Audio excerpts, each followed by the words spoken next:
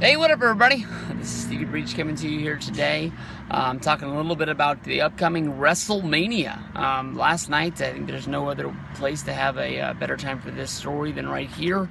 But last night I had my first WrestleMania nightmare.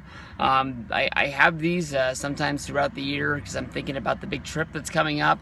And last night was probably the worst one that I've ever had. I've always had nightmares where I get to the place that I'm going for WrestleMania, and I always forget something. I don't think I've ever really forgotten anything really important. When I went to WrestleMania 30 in New Orleans, I ended up forgetting to pack my Encyclopedia Volume 2.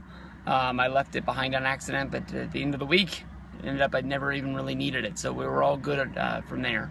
But last night I had a dream that we went to Dallas. We checked into our hotel, and then we planned to go to like this shopping mall that was I think it was like right across the street from the hotel, it seemed. And as we were walking out of the hotel, my shoe fell off my foot, and I felt like I was falling behind, so I chose not to pick up the shoe and walk barefoot. And from there I got separated from my friends, and from finding out that I was separated from my friends and trying to find them, I ended up getting pickpocketed, losing my wallet, and somehow losing my camera, so I wasn't able to capture any footage on the trip, and I was really starting to flip out before I woke up. But we'll see what that is. Everybody's pumped about WrestleMania 32. Hopefully the packages will be going on sale sooner than later. But there's lots of buzz in the air. It seems if WWE has killed off most of the buzz, talking about Brock Lesnar versus Stone Cold Steve Austin is one of the dream matches that people were hoping to really get for this year's WrestleMania. But one of the matches that is still on the table that a lot of people want to see is Sting versus Undertaker. A lot of people think that a lot of people are going to be making a lot of returns this year. A lot of the aged veterans almost making this like a legend show. Whether if it's Triple H, The Rock, Stone Cold Steve Austin, Shawn Michaels, Sting, and Undertaker all wrestling on this show. Last year, they were able to finally bring Sting into the WWE family. He was a part of the WWE Universe. He wrestled a great match against Triple H. I thought it was a lot of fun. NWO got involved. DX got involved. We finally got to see the fight that we've been looking forward to for years and years. This ended up sort of being, WCW versus WWE, and a lot of people were sort of negative on it. But I honestly looked back on it, and I thought it was really fun. Seeing, the WWE YouTube channel upload the unseen footage of Triple H's entrance from WrestleMania really got me pumped up for that match again, and I thought it was a ton of fun. They ended up doing in the second to last match of the night, Bray Wyatt versus The Undertaker. Some people thought it was the entrances that took away from it because it was in the daylight and you weren't able to have, Undertaker emerging from hell in the darkness. I honestly think that it just was a bad match. Bray Wyatt is a stale character that really hasn't gotten over to the point of where WWE thinks it's supposed to be, and they keep trying to force it, as they are right now with Bray Wyatt versus Roman Reigns heading into Battleground. But as you can see, they let Sting close out WrestleMania weekend. It was sort of his weekend. People were fired up to meet him at WrestleMania Access. People were fired up to see him finally wrestle in a WWE ring after years and years of speculation about bringing him there. And, they let him close out Monday Night Raw. There was the network exclusive, or if you were just in the house, you felt like you got to see something special. And Sting said he didn't know about the feature. He didn't know if he was going to have another match or if that was it.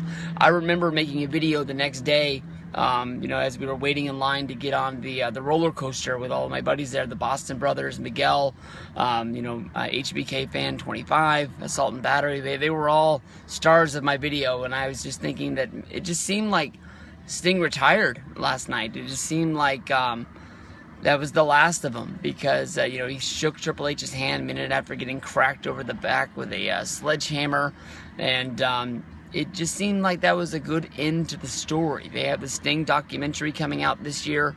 Lots of big names being named for this documentary, from Luger and other guys from Sting's past. I'm sure that Ric Flair, Terry Funk, lots of people are going to be involved in this. A lot of WCW names. Hopefully they'll have Mick Foley on there. Sting was a big part of the Mick Foley documentary that came out.